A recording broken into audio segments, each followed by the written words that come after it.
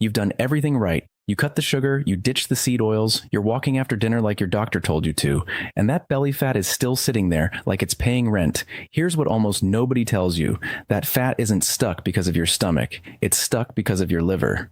And in the next 15 minutes, I'm going to show you a 5-ingredient morning tonic, about $2, takes 2 minutes to make, that helps wake your liver back up so it can actually let go of that fat instead of hoarding it.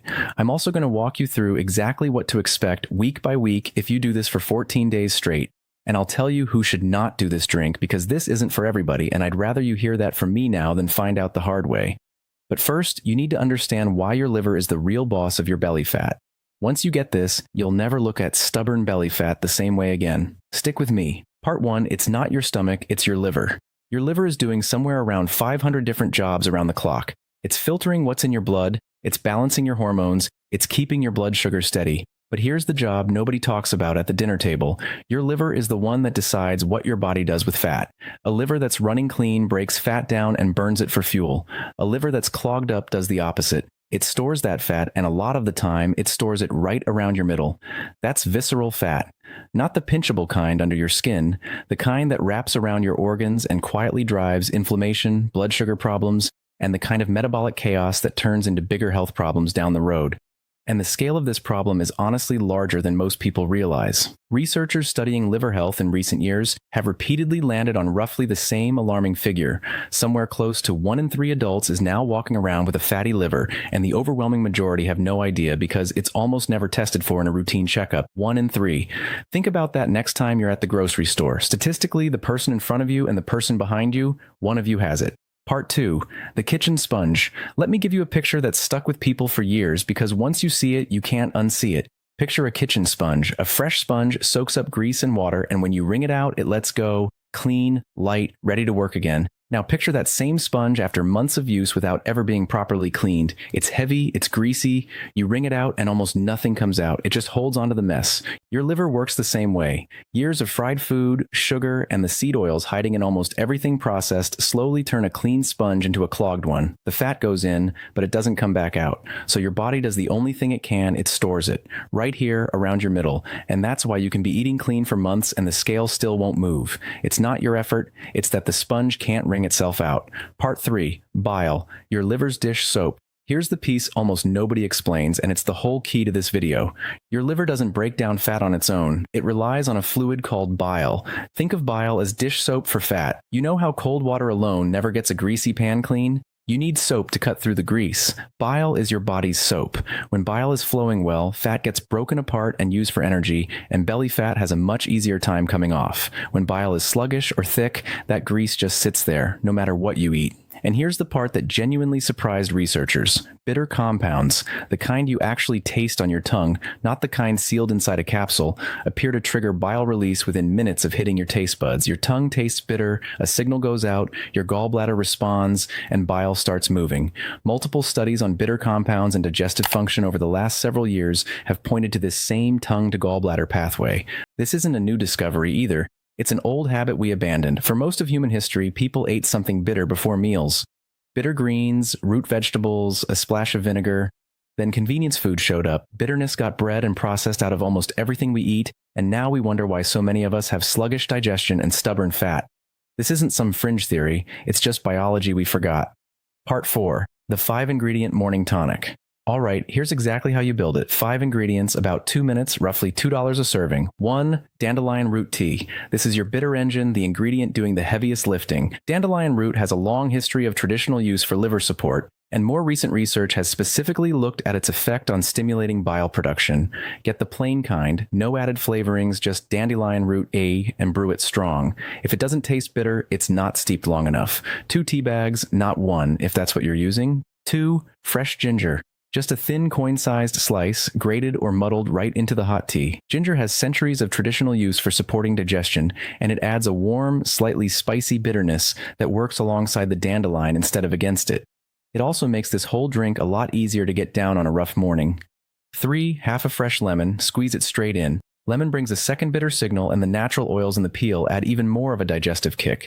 If you want to make mornings easier on yourself, blend whole organic lemons, peel and all, dear, with a splash of lemon juice so it pours easily, then freeze it into small cubes. Drop 1 cube into your tea if you want it cold instead of hot. If you can only get conventional lemons, give them a proper rinse first because they're sprayed heavily. Organic is worth it here if your budget allows. 4. A teaspoon of raw apple cider vinegar. This is doing double duty. The sourness adds to that bitter and sour signal your gallbladder is listening for, and apple cider vinegar has its own long track record in traditional digestive routines. Don't go overboard. A teaspoon is plenty. Too much and you're just irritating your stomach instead of helping it. 5. 1 tablespoon of extra virgin olive oil. This is the ingredient that throws people every time. Wait, you want me to put oil in my tea? Yes, here's exactly why. Your gallbladder doesn't release bile until it detects fat. That's the trigger it's been waiting for. So when you combine a genuine bitter and sour signal with a small amount of healthy fat, you're essentially handing your gallbladder a direct order. Release the bile, there's work to do. You're retraining a system that's gone quiet from disuse. Stir it together. It'll look a little oily on the surface. That's completely normal. That's exactly what it's supposed to look like. And whatever you do, don't sweeten this. No honey, no sugar, no stevia, nothing. The bitterness is the active ingredient. Sweeten it and you kill the very signal you're trying to send. I won't lie to you, the first sip is rough, but by the end of week 2, a lot of people tell me they actually start craving it. Your body figures out fast what it's been missing. Part 5, the 20-minute test. Here's something you can check on yourself the very first morning you try this. About 20 minutes after your first cup, pay attention to 2 things. First, does your stomach feel warm, almost like something switched on low heat in there? Second, do you feel a little less bloated than usual, even slightly? If you notice either one, that's a good sign your bile is starting to move. If you feel absolutely nothing the first day, don't panic and don't quit. Some people, especially if their liver's been under pressure for years, need close to a full week of consistent mornings before they notice anything at all. Drop a comment and tell me what you noticed. I read every single one. Part 6, how and when to drink it. Timing matters here just as much as the ingredients, so don't skip this part. Make it first thing in the morning on an empty stomach, before coffee, before breakfast, before anything else goes in. Sip it slowly over about 10 minutes. Don't slam it like a shot. Then give it 30 to 45 minutes before you eat anything. That gap is where the real work happens. Your liver and gallbladder get an uninterrupted window to do their job without food showing up and changing the assignment. Do this every single morning for 14 days. That's the full protocol. Simple, but it only works if you're consistent. Part 7, week by week, what to actually expect. I'm not going to give you vague promises. Here's the realistic week by week breakdown. Days 1 through 3. A handful of people feel mildly queasy the very first morning. If that's you, cut the olive oil down to half a tablespoon the next day and build back up from there. By day 4 or 5, morning bloating tends to ease up noticeably. Bathroom habits start to regulate, and some people notice their skin looking a little clearer. That's typically a sign your liver is starting to engage. Week 2.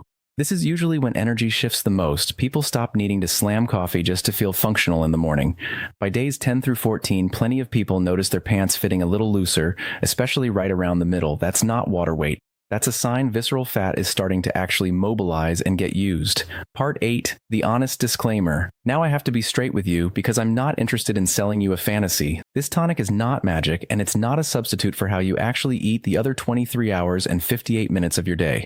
If you're loading up on ultra-processed food and sugar all day long, this drink is fighting a losing battle against everything you're putting back in. It works best as a multiplier sitting on top of real food, eggs, meat, vegetables, healthy fats, the basics most of us already know we should be eating. And if you've got a solid daily habit going already, a quality probiotic, fermented foods, whatever's working for your gut, keep doing that. This tonic and gut health basics aren't competing with each other. A clean running liver and a healthy gut are honestly the 2 pillars holding up everything else you're trying to do for your body. Part 9, who should not do this? This part matters more than any other section in this video, so please actually listen. If you've had your gallbladder removed, start with just a teaspoon of olive oil, not a full tablespoon, since your body is handling fat differently now. If you have known or active gallstones, talk to your doctor before trying this. Bitter compounds can stimulate gallbladder contraction, and that can be a real problem if a stone is large enough to cause a blockage. If you're on blood thinners, diabetes medication, or any liver-related medication, check with your doctor first. Dandelion root and apple cider vinegar can both interact with certain prescriptions, and that's not a risk worth guessing on. And if you're pregnant, nursing, or managing any chronic liver or digestive condition, this is a conversation to have with your doctor before you start, not after. I'm not saying this to scare you off. I'm saying it because I actually want this to help you, and that only happens if you do it safely. So here's everything in one place. Your belly fat was never really a stomach problem. It's a liver and bile problem. 5 ingredients, about $2, 2 minutes in the morning for 14 days. Dandelion root, fresh ginger, lemon, apple cider vinegar, and olive oil. If this helped you understand what's actually been going on, hit subscribe on your way out. That's the signal that tells YouTube to put the next video like this one in front of you. And coming up soon, I'm covering 3 everyday foods that quietly support a stressed liver in the background, while a drink like this one does the heavy lifting up front. They're cheap, they're already at your grocery store, and at least one of them is going to genuinely surprise you. Take care of that liver. The belly fat tends to take care of itself after that.